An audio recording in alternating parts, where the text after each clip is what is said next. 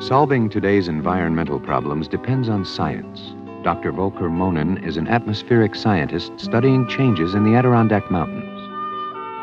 We collect clouds here.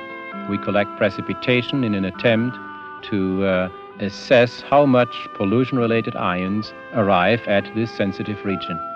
I think our ultimate goal is understanding where the precipitation quality comes from that we measure here, what happens to it on its way from sources to its ultimate sink, which is this mountain here, or the Adirondack at large, and to eventually come forward with a relationship that links sources somewhere in this country with the receptor areas such as Whiteface Mountain. Science, the key to finding answers to difficult questions and to finding solutions that work. Consider a career in science.